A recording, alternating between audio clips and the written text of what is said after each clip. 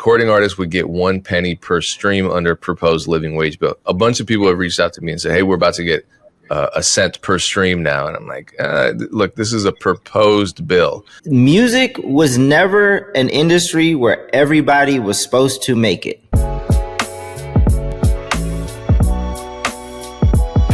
Welcome back to At Odds, the most amazing freaking podcast. We need a tagline because that wasn't great. Good day, everybody. Good evening. Good morning.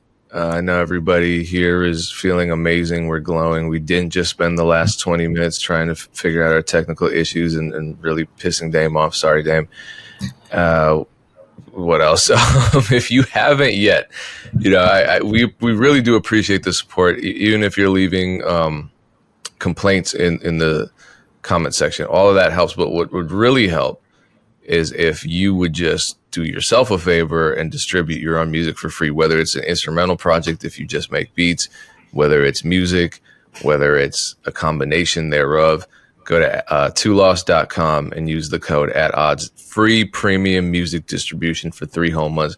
I don't know about you. I can upload a lot of music in 3 months. If I have 1,000 beats on my computer right now that are just sitting there not being monetized, or if I have songs that I just am waiting for the right time to release, there is no right time, then I would drop a lot of content, a lot of music in 3 months and not pay for it ever. Even if I decide to not go with the membership, which you probably will because it's really inexpensive. It's like, what, $20 a year or less?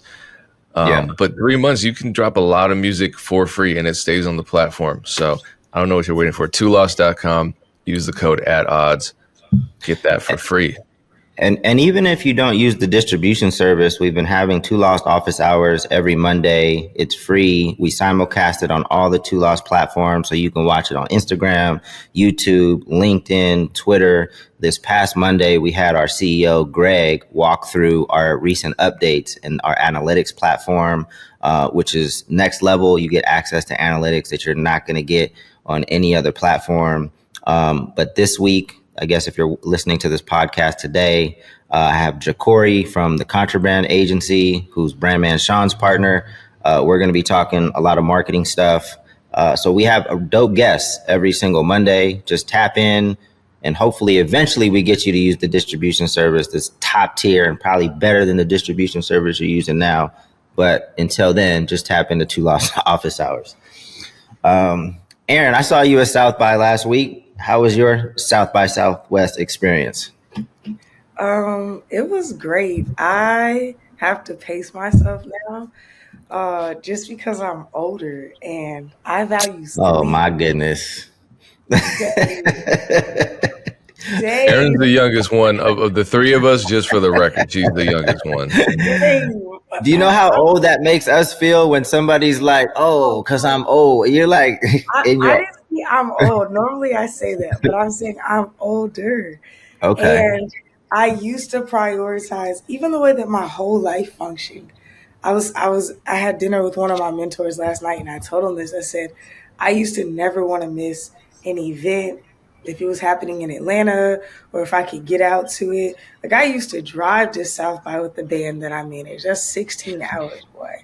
And one time we routed a tour when I started managing a rapper, and we went from Miami to Austin. Boy, it was crazy. But I used to prioritize like going out. I would be out by 11, in by 2 or 3, and then the cycle would continue for a week, and it killed me. This time I just was like, let me pace myself. So I was indoors most of the days, slept, had a regular rhythm and emailed people somewhat, and then went out at night. But it was great. My South by was great.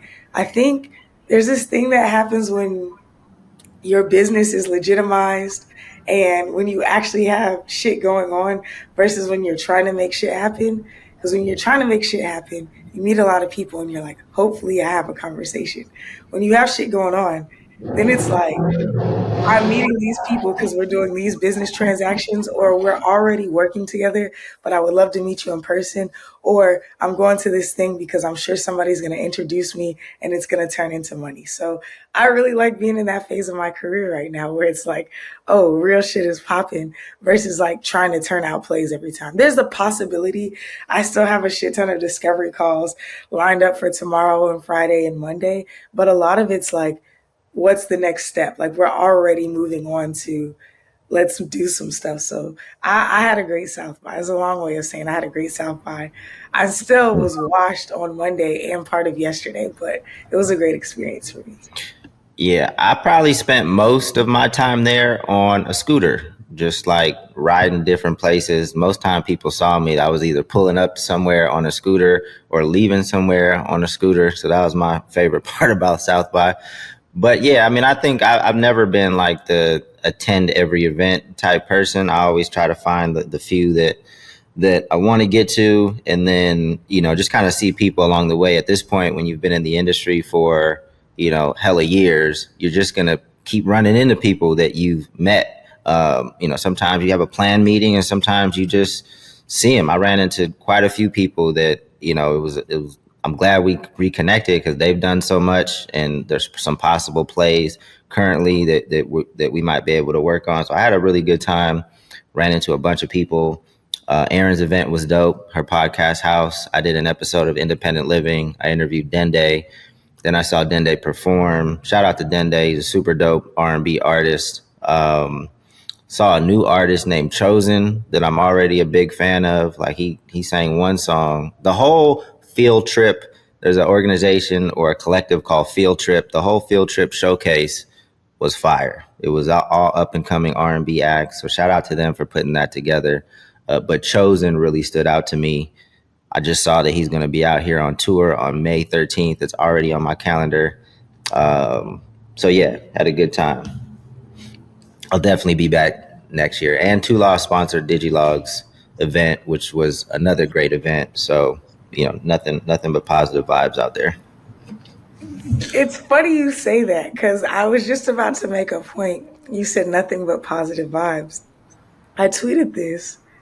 I met one of my favorite artists twice, and they were an asshole to me both times.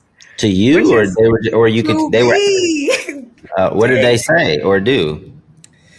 So the first time I walked up after they performed, they had gone into the green room, and you know, I'm not like a typical.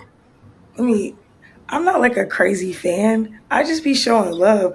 I'm a fan of like the back end people way more than the artist. But this artist is a songwriter to a ton of people and is now getting their bearings and like really doing the solo artist thing and touring.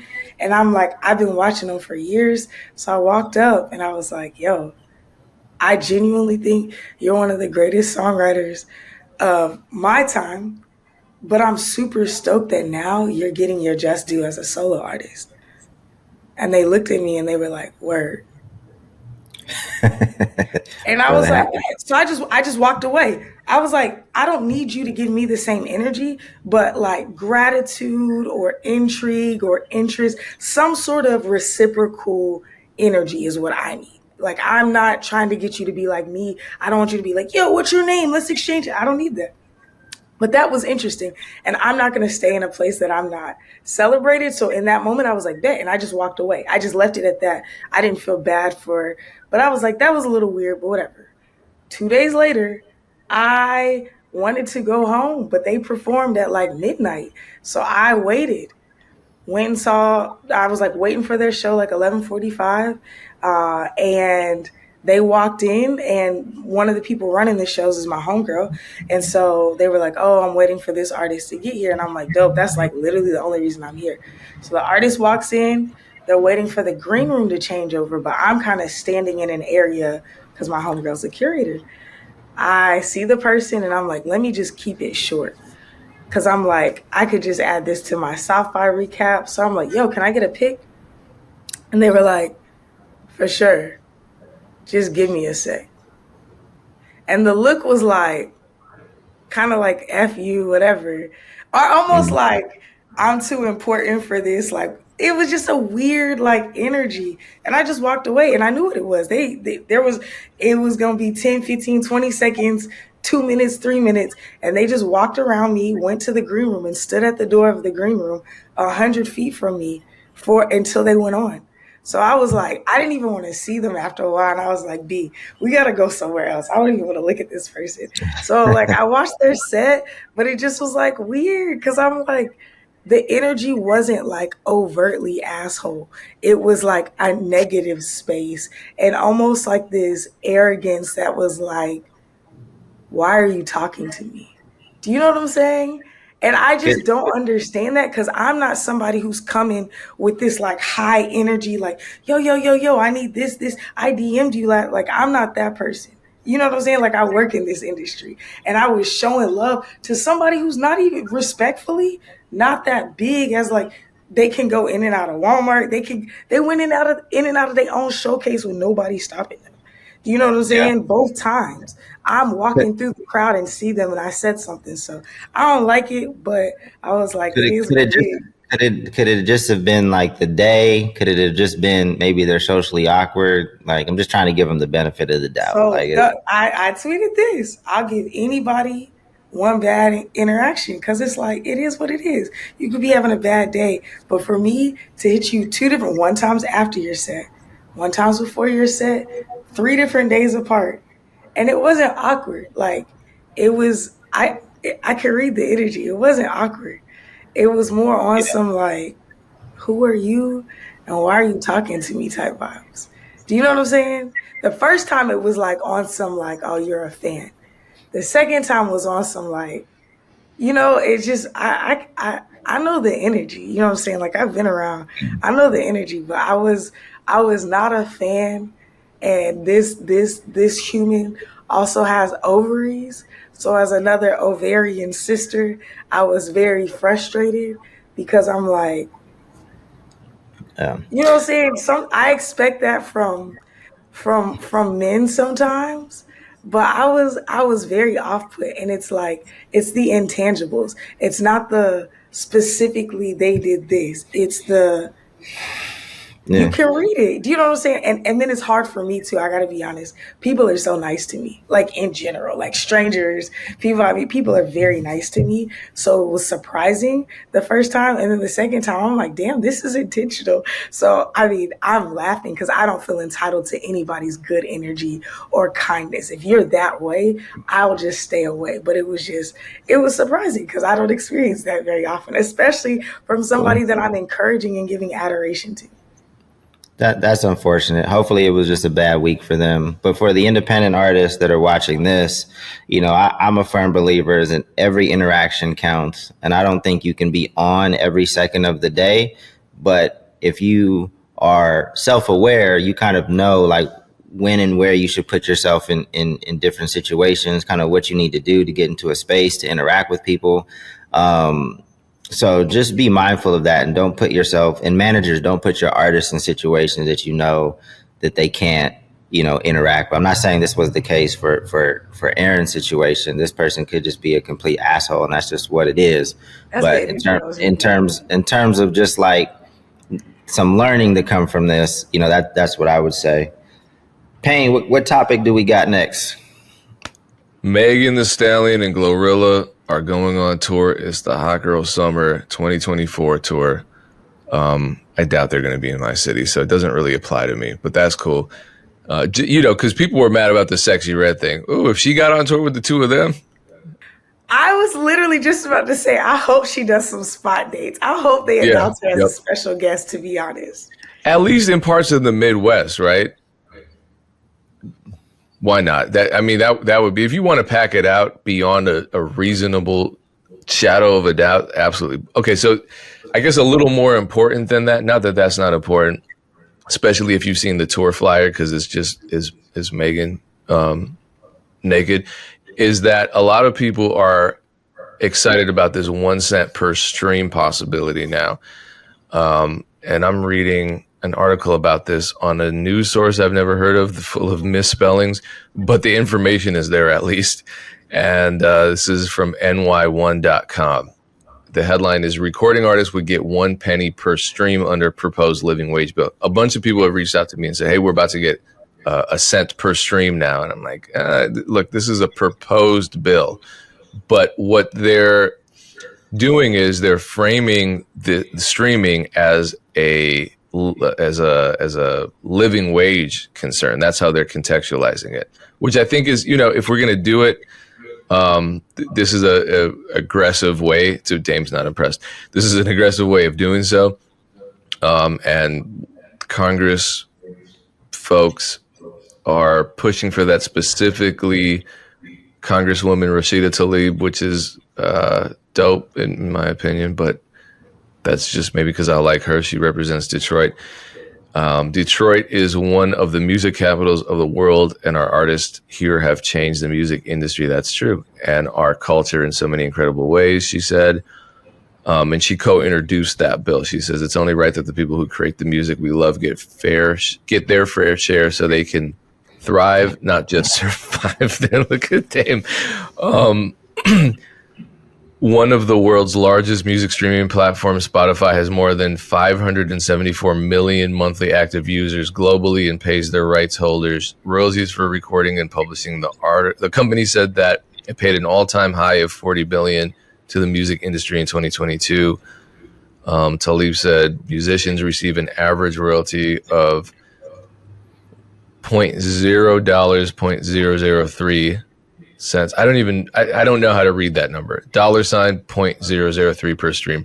At that rate, she said artists would need more than 800,000 monthly streams to make the equivalent of a $15 per hour job. So this is via a tax created with the United Musicians and Allied Workers, an organization working to improve conditions for all musicians and cats. From independents to top-selling artists, the Living Wage for Musicians Act would tax streamers, non-subscription revenue, and add a fee to the streaming subscription. So it's a tax. The tax revenues would be collected by a nonprofit distribution fund that would pay the artist proportionately to their monthly streams. So it's still proportionate to monthly streams. I saw somebody, and it's Reddit. I can read what he says. I want Dame's reaction first, though. But maybe Dame agrees with this gentleman. I'm always concerned when Congress starts talking about anything because they typically don't know shit about shit. Like, you see, especially when it comes to tech and music, you've seen when they get into these rooms with the Mark Zuckerberg, like the tech executives, and like these cats are struggling to understand email still. So anytime they talk, especially when it comes to tech and music, and I like Rashida Tlaib, but let's and help me understand. Like, maybe my math is wrong, right? She's only 47 years old, so she should understand email, and she probably uses Spotify for that. But I'm just talking about Congress as a whole. This isn't an attack on her specifically. Like, they've said some very dumb things in some of the hearings and presentations that they've had with interviews that they've had with tech executives. So if Spotify's paying out 70% of their revenue, right? That's what they say, right? They pay 70%.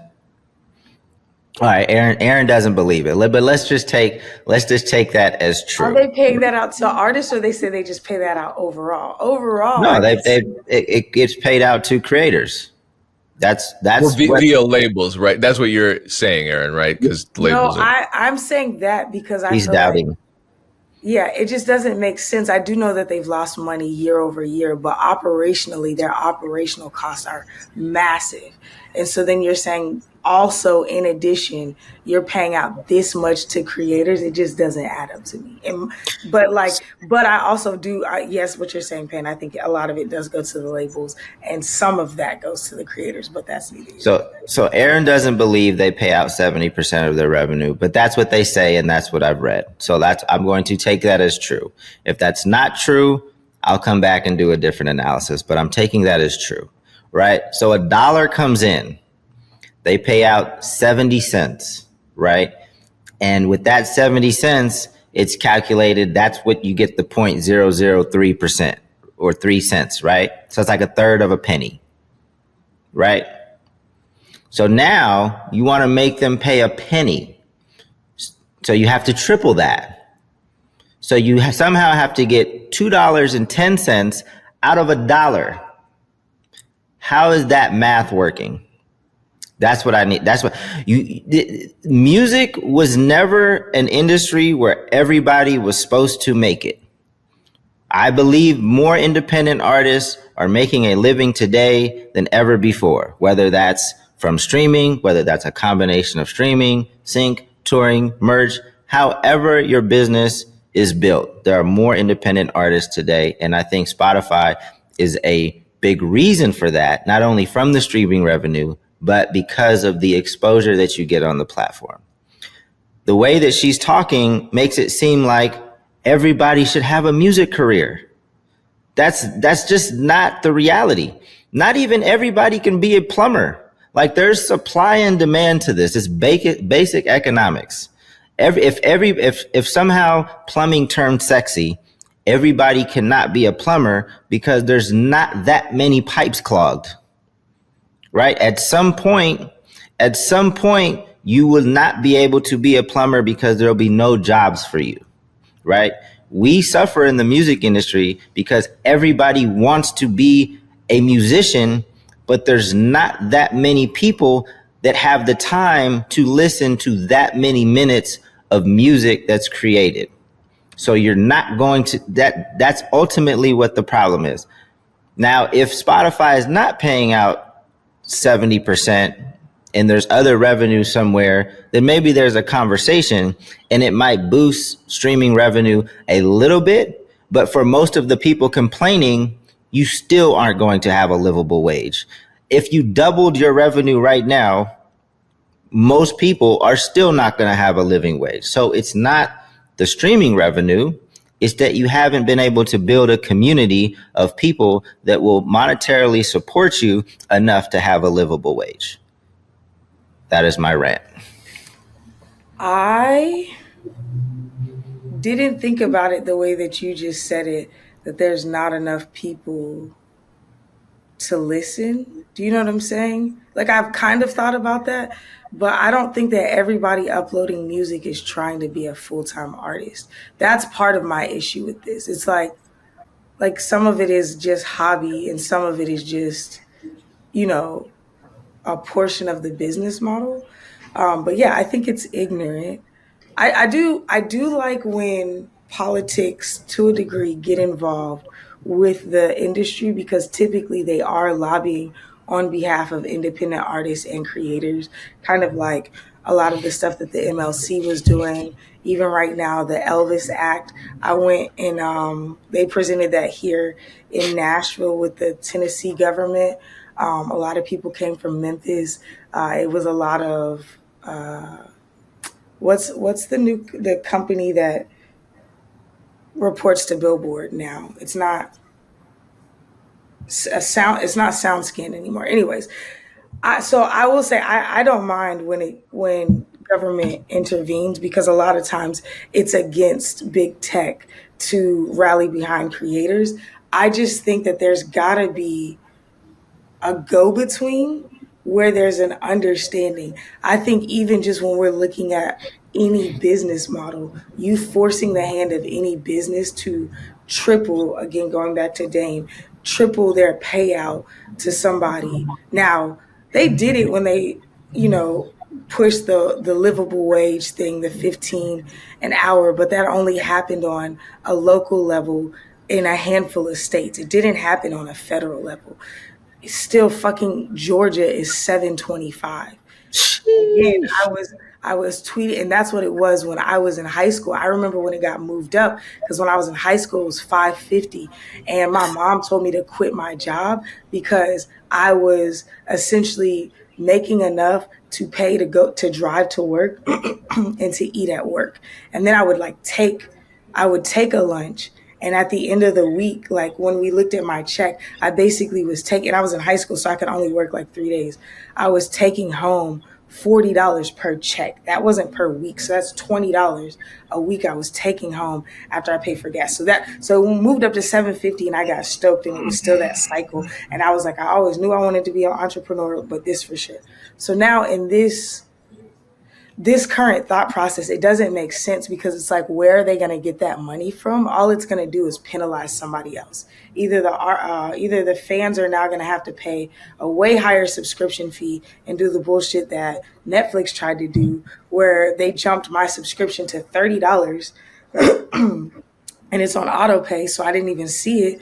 After a few months, I'm looking at my PayPal like $30 for Netflix. Yeah. So like the family plan. Oh. I had my mom on there, you know what I'm saying? The family account, it was $16.99 though. And then it went up to, I think, $26.99, and I didn't even know it. And then within a month or 2 months, it jumped to $30.99. So I didn't even see it. I'm looking, I'm like, yo, I watch Netflix maybe every other month. Like, I just don't, you know what I'm saying? I was like, so I dropped down to the ads version, but even that, they don't. So anyways, I'm saying it would either penalize the people who are operating the service, or I don't see it happening.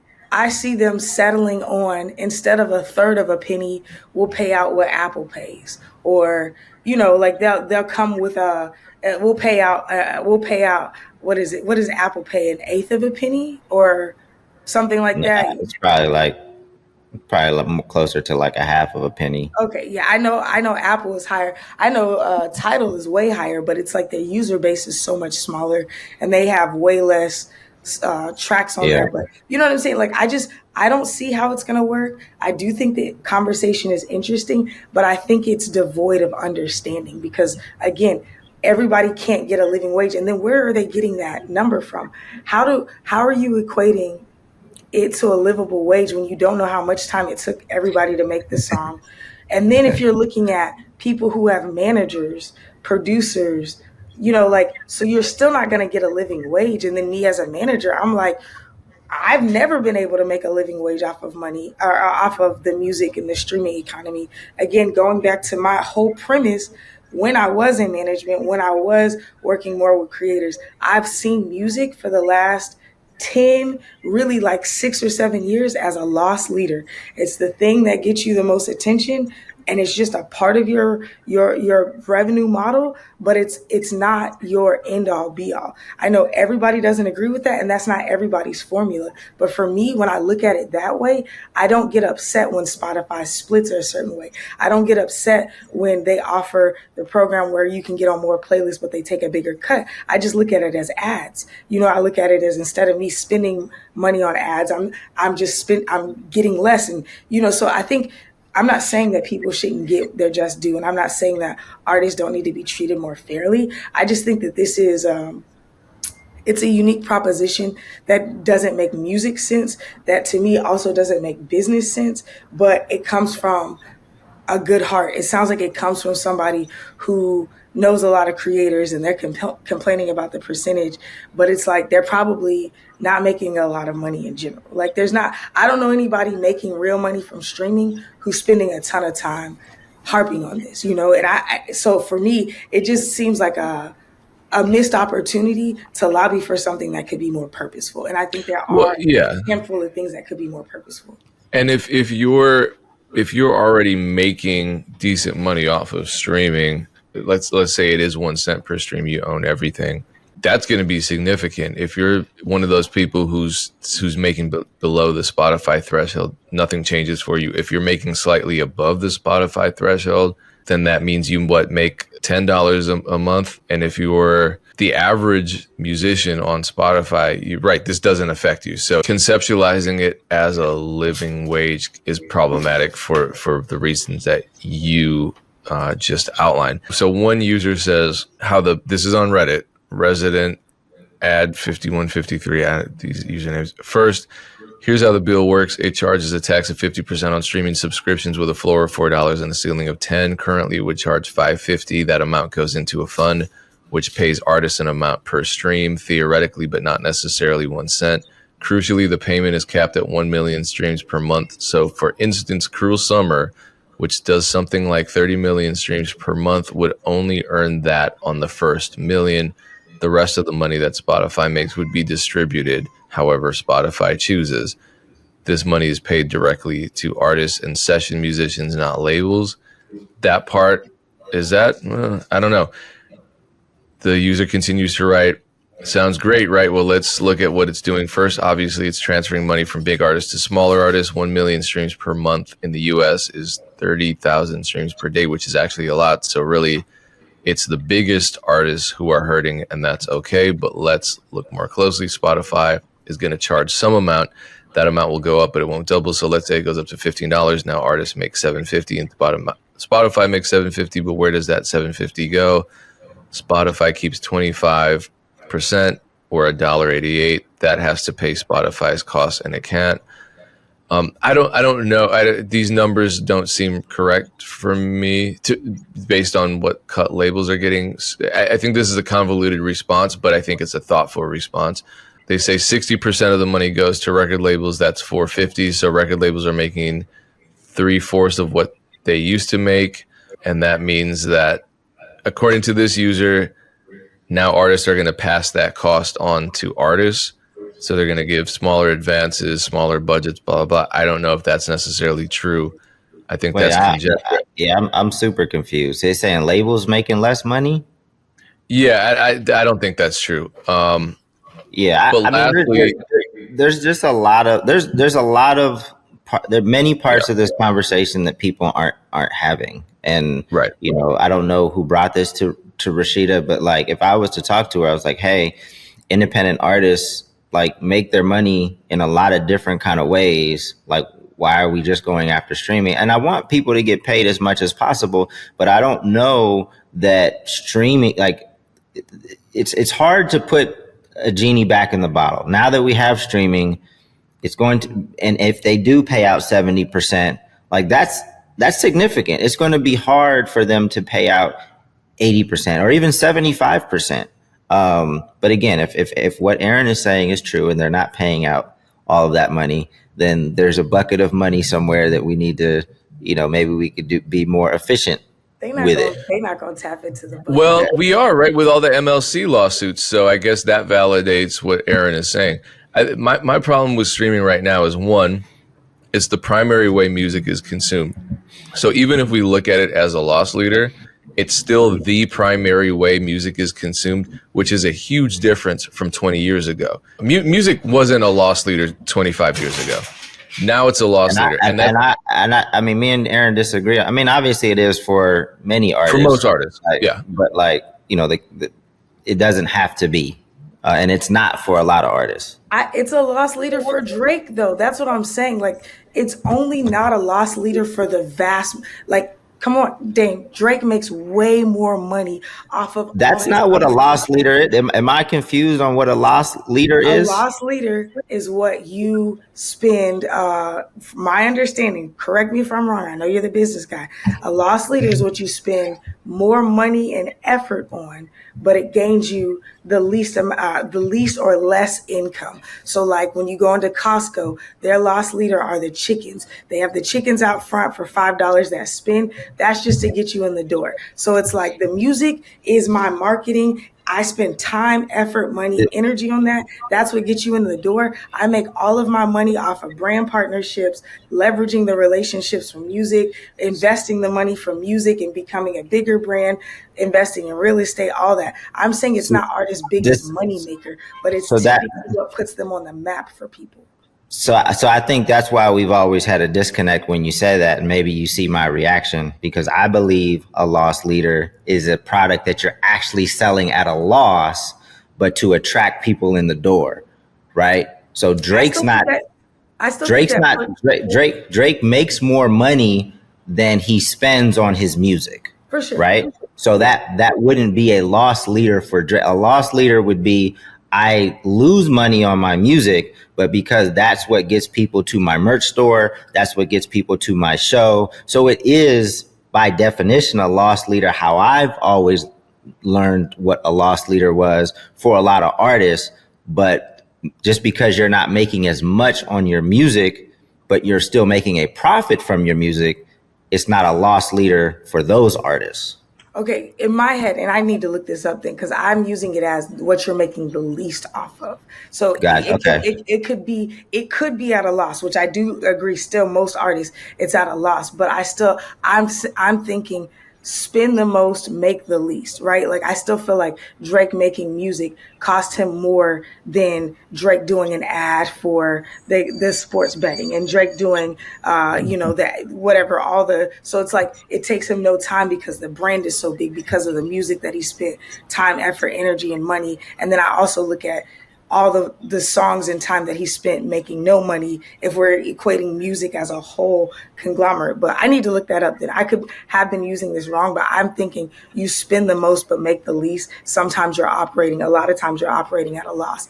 From my understanding, the loss leader thing too, though, with Costco, they make like 25 cents per chicken. So it's still next to no money, but it is profitable. So that's why I didn't consider a loss leader always operating at a complete loss.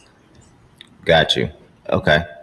We'll get on the same page, but that's why my reaction has always been that what you've seen when you say that, because that's just that not my makes sense. What you're saying makes complete sense. But I also don't have a business degree like you and haven't worked in corporate world, so I could be philandering this.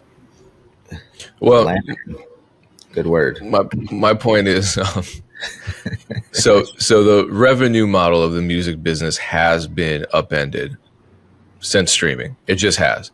Yeah. And music has become a loss leader for most artists. Traditionally, artists would sell their personality and all of these other extras in order to funnel potential fans towards purchasing the musical assets. Nowadays, the musical assets have become part and parcel with the sales pitch for something else for most people, and especially with social media. So if we're looking at Spotify in the same way that we're looking at, say, TikTok, which doesn't really pay people directly, but people can monetize. Same with, YouTube. Before the monetization kicked in, people were still making money off of YouTube by building a huge following and then, getting brand partnerships, endorsing products, selling merch. Music has basically becoming a social media personality. If you're a musician, most musicians, unsigned musicians, even signed musicians who don't have, huge fan bases, are treating their music careers as basically influencer jobs, in the sense that they're making their money off of being influencers. I think that's a huge difference, obviously. And that's one of the reasons why so many people say, I don't think the average person who's shaking their fist at the sky screaming, music doesn't matter anymore, no one emphasizes the music isn't important anymore. I don't think they have the vocabulary or the analysis to really put it in those words. Most of them, they're just mad because they don't like current music. And I'm not saying current music is trash, but I'm saying it has changed the way. And I'll admit, I'm an apologist for a lot of music. I still think Sexy Red's music is dope. But the fact of the matter is, this change of how artist revenue models work have de-emphasized the music in a financial sense. And they have, as a result of that, changed the music making process for a lot of people, I think. Is that good? Is it bad? For some it's good, for some it's bad, for some there's really no difference. But it does call into question the way we look at Spotify's function. And I think Spotify is unique in a lot of ways, and Spotify tries to play a lot of different angles because they're not YouTube. Actually, if you have YouTube ad rev and your channel's monetized, you're making more per view than an artist is making per stream on Spotify.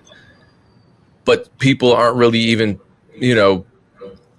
like with no, look, Dave, I don't, for 1 million views on YouTube, I don't think you're getting $3,000 plus.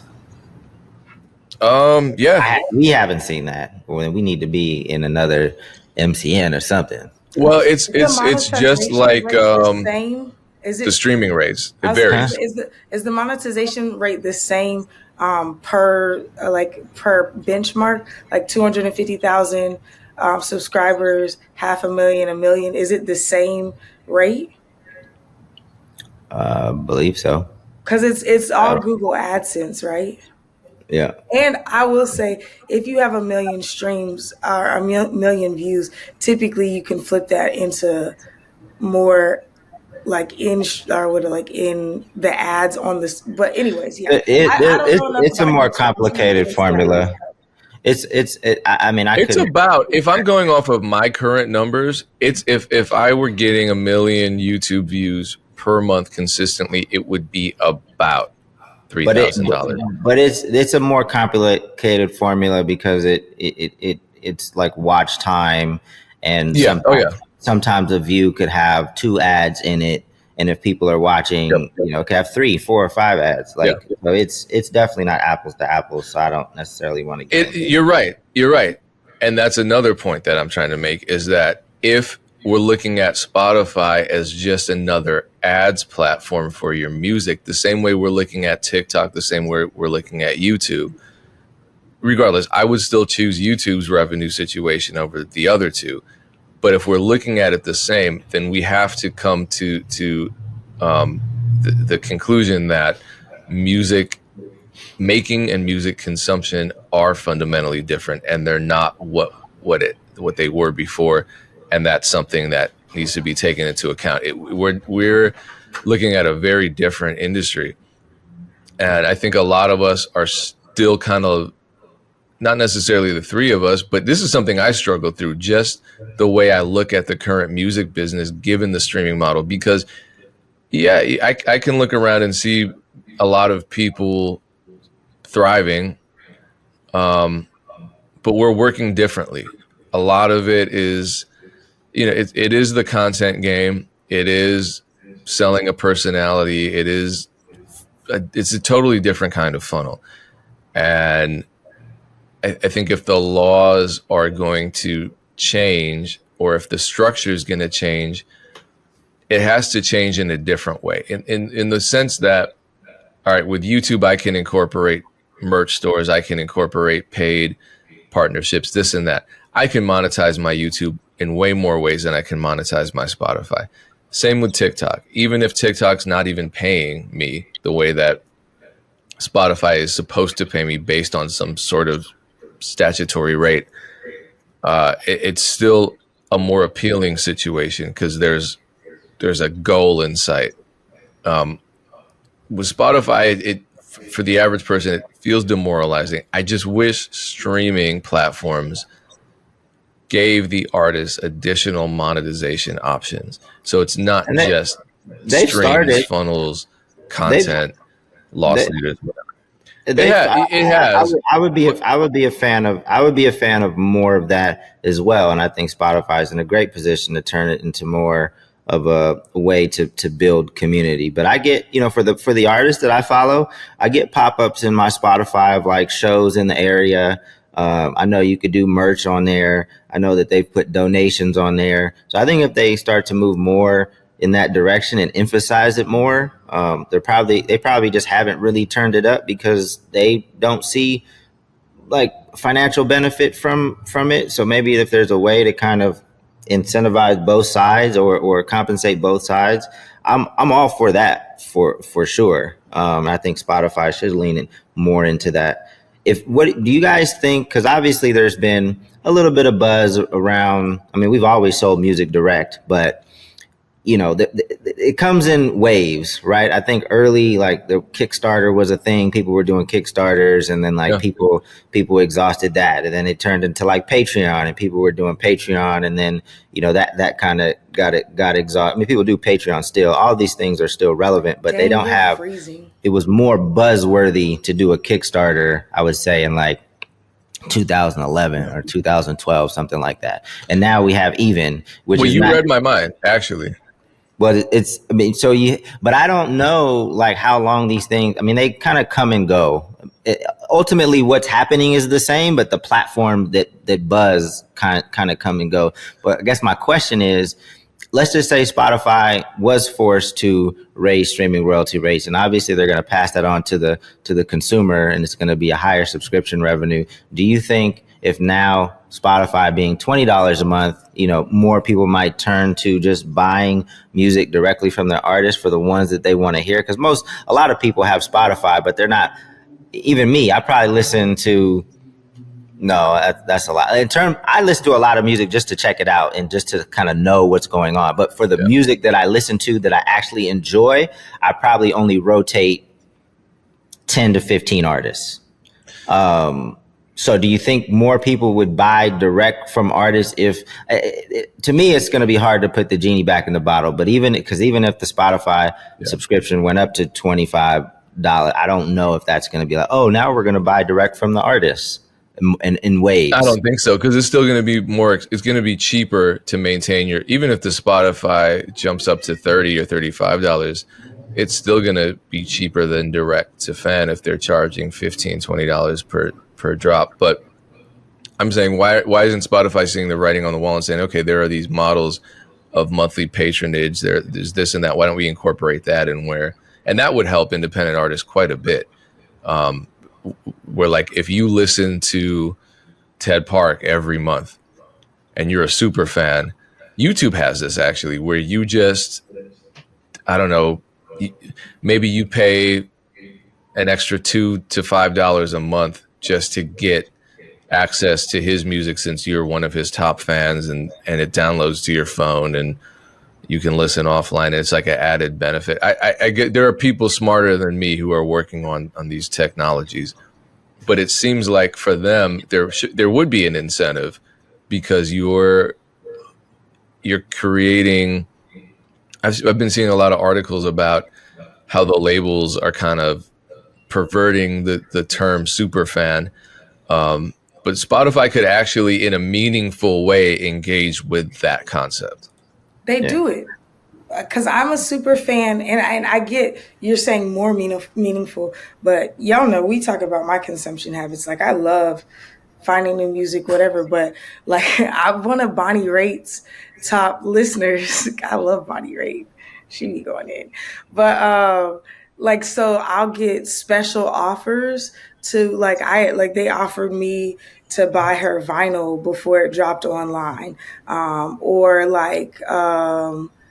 I think it could be more interesting, but you can buy merch sooner. Typically you get access to tickets, almost like how they do the American Express thing. You'll get them like a day early. And then sometimes, like at the end of the year, like for Spotify Wrapped, the artist will record the video and their top 10% of fans only get that thank you video. So I think that they're moving towards that because I think everybody is realizing that the consumption economy isn't about music consumption, or it's about all media. But yeah, I think we've been calling this all year, but this is the year the industry changes. It's like, what do people actually want? What are they actually spending their money on?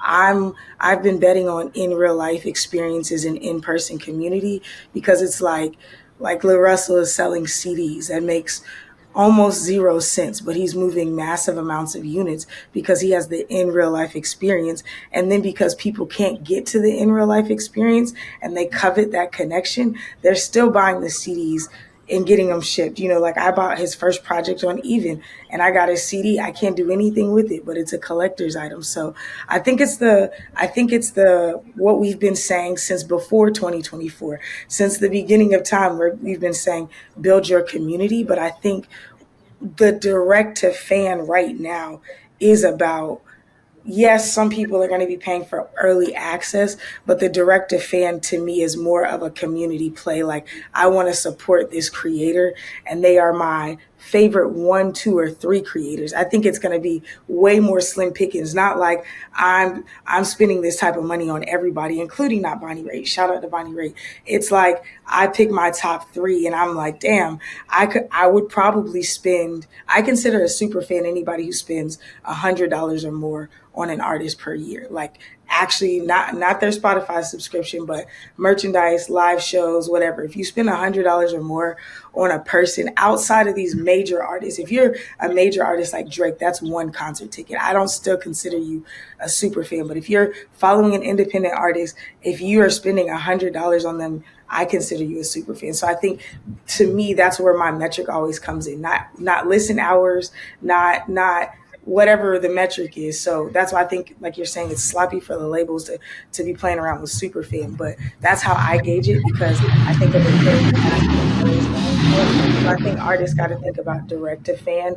What does direct to fan look like? Which really just means, what does it look like to build a real community? I mean, I think so. I think the situation for me would be ideal if Spotify continues to lean into, providing additional opportunities to monetize like they've been doing. And then if they move to a user-centric model when it comes to streaming payouts. I think the only reason they haven't, there's got to be a huge pushback from the labels for that, because I think labels would make a lot less money. This is just me assuming and not looking at the actual data. But I feel like if we move to a user-centric model, independent artists would make a lot more money from their communities, because independent artists are keeping a lot of people subscribed to these platforms. So to me, that would be a huge fix, and that would be great. So for the people that think that I'm just Captain Streaming over here, I think that those two changes would make a huge difference for independent artists. I think it's going to be super expensive for them, though. They would have to go more into like acquiring versus like build out, like they'd have to get into like maybe acquiring Grouped, or like a partnership with Patreon, and like funding Patreon to build out their platform a little bit more. I just think that it's hard because they're decreasing their staff rapidly. And yeah, I think they're trying to lean on more things that iterate on their own, like utilizing AI more, because it just builds on the stack that they already have, which makes sense. But I think for somebody like Spotify, who's already been operating at a loss for so long, and now they're cutting their losses to be more profitable, I think for them, it doesn't make sense for them to change much. I do think that they're probably looking at a modified business model, considering consumption habits. But I don't know if it'd be advantageous for them to branch out into, like you said, a user-centric base, not just for the sake of the labels not liking it, but just for their revenue. I don't know if that makes sense, because the more they would be paying that servers, the more service providers. I just think it could get pretty muddled for them. From my understanding, that doesn't change too much in terms structurally, or it just changes how they do the math in terms of paying out royalties, right? So it's essentially saying, if I'm an artist or if I'm a fan and I listen to Ollie Joseph the most, that means more of my subscription money goes to, would go to Ollie Joseph, just like SoundCloud does it now. Which I was just about to say, if Spotify goes up to $20 a month, I'm going back to SoundCloud.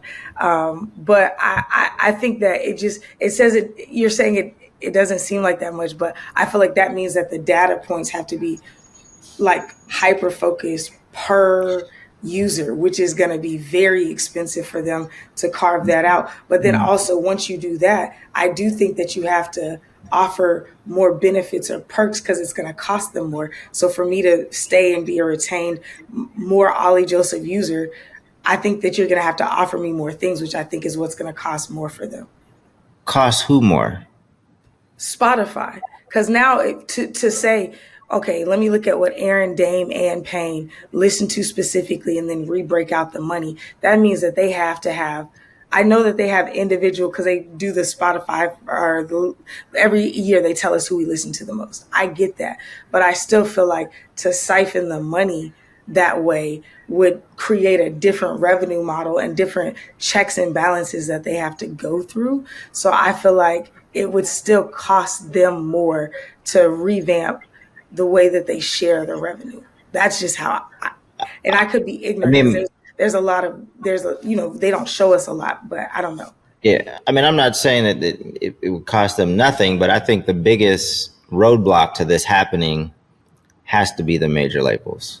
Like the major labels will make less. I believe the major labels will make less money, and ultimately, that's what would stop this from happening. Even though it's the right thing to do, in my opinion, it's the fairest. It's the fairest thing to do.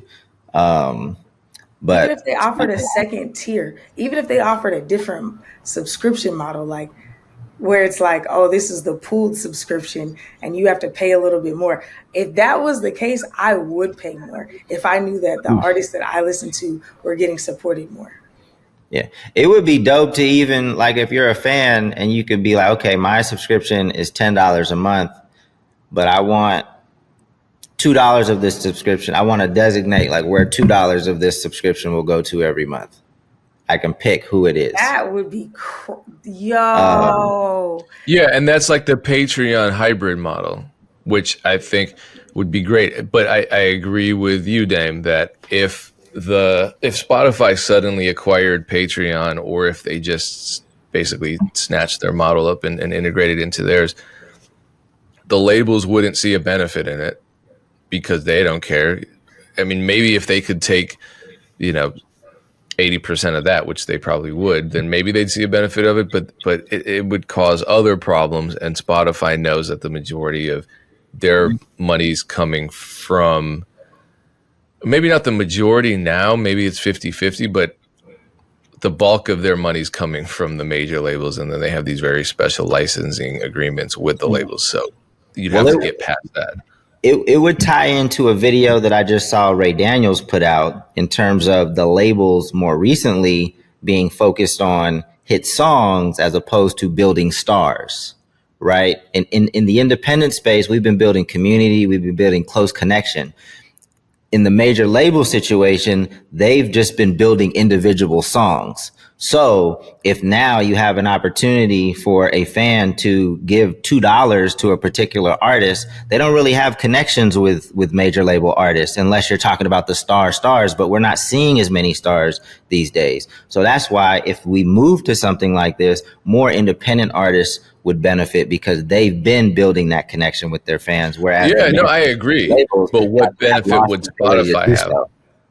What's that? What incentive would Spotify have to do that and piss off their label partners? No, they don't. I mean, that's the problem. I'm saying it's the major labels that would stop all of this. Yeah, no, exactly. I'm agreeing with you there.